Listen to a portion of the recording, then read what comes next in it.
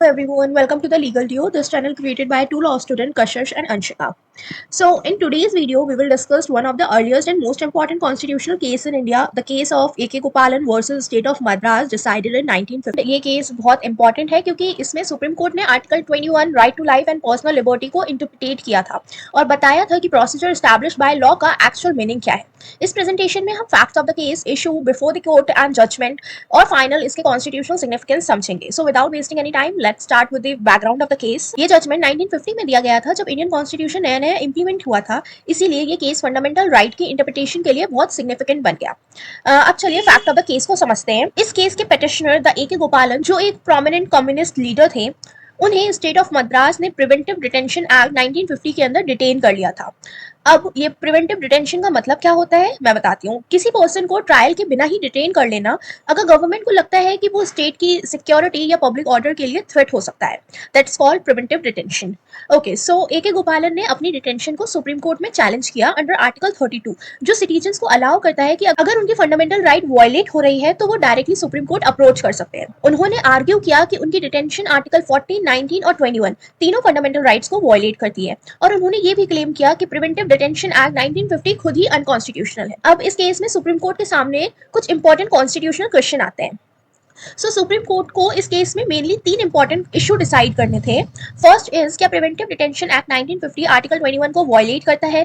Second, क्या article 14, 19 और 21 एक दूसरे से इंटरकनेक्टेड है। एंड थर्ड इज आर्टिकल 21 में जो फेज यूज हुआ है प्रोसीजर एस्टैब्लिश बाय लॉ, उसका एग्जैक्ट मीनिंग क्या है। सिंपल वर्ड्स में कोर्ट को बस ये डिसाइड करना था कि क्या सिर्फ कोई भी लॉ बना देना इनफ है लिबर्टी को रिस्ट्रिक्ट करने के लिए, या फिर वो प्रोसीजर फेयर और रीजनेबल भी होना चाहिए। अब देखते हैं सुप्रीम कोर्ट ने इस पर क्या जजमेंट दिया। सुप्रीम कोर्ट ने अपने जजमेंट में प्रिवेंटिव डिटेंशन एक्ट 1950 को वैलिड डिक्लेयर कर दिया।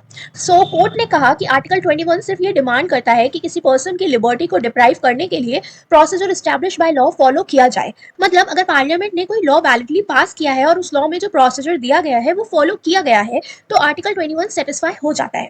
कोर्ट ने यह भी होल्ड किया कि फंडामेंटल राइट एक दूसरे से सेपरेट और इंडिपेंडेंट है। इसका मतलब ये हुआ कि आर्टिकल 21 को सेटिस्फाई करने के लिए आर्टिकल 14 और 19 के स्टैंड को फॉलो करना जरूरी नहीं है। ये इंटरप्रिटेशन काफी नैरो अप्रोच माना गया था। सो इसमें लीगल प्रिंसिपल क्या एस्टैब्लिश हुआ। First is procedure established by law का मतलब है कोई भी प्रोसीजर जो वैलिडली इनेक्टेड लॉ में दिया गया हो।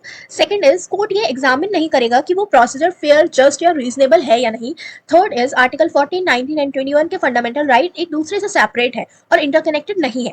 इस इंटरप्रिटेशन की वजह से आर्टिकल 21 का स्कोप काफी लिमिटेड हो गया था। ए.के. गोपालन केस इंडियन कॉन्स्टिट्यूशन लॉ में बहुत सिग्निफिकेंट माना जाता है। ये सुप्रीम कोर्ट के अर्लीस्ट कॉन्स्टिट्यूशन डिसीजन में एक था, लेकिन इस जजमेंट में आर्टिकल 21 को काफी नैरो इंटरप्रिटेट दिया गया है क्योंकि कोर्ट ने सिर्फ लॉ की एग्जिस्टेंस पे फोकस की थी, उसकी फेयरनेस पे नहीं। सो बाद में ये व्यू 1978 के famous case Menaka Gandhi versus union of India में चेंज हो गया था।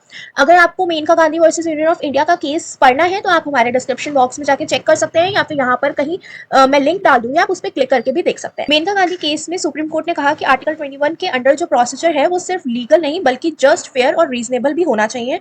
और कोर्ट ने ये भी होल्ड किया कि आर्टिकल 14, 19, 21 एक्चुअली इंटरकनेक्टेड है। इस जजमेंट ने right to life and personal liberty के स्कोप को बहुत एक्सपेंड कर दिया। A K. Gopalan versus state of Madras case ने इंडियन कॉन्स्टिट्यूशनल इंटरप्रिटेशन की फाउंडेशन सेट की थी। चाहे इस जजमेंट ने इनिशियली पर्सनल लिबर्टी को स्ट्रिक्ट किया हो, लेकिन लेटर केसेस ने इसकी फाउंडेशन पर फंडामेंटल राइट को और स्ट्रॉन्ग बनाया। इसीलिए ये केस इंडियन कॉन्स्टिट्यूशन के इवोल्यूशन को समझने के लिए बहुत इंपॉर्टेंट। सो अगर आपको ये केस एक्सप्लेनेशन हेल्पफुल लगता है तो वीडियो को लाइक कीजिए, शेयर कीजिए और चैनल को सब्सक्राइब जरूर कीजिए for more case laws explanation. मिलते हैं नेक्स्ट वीडियो में। Bye bye.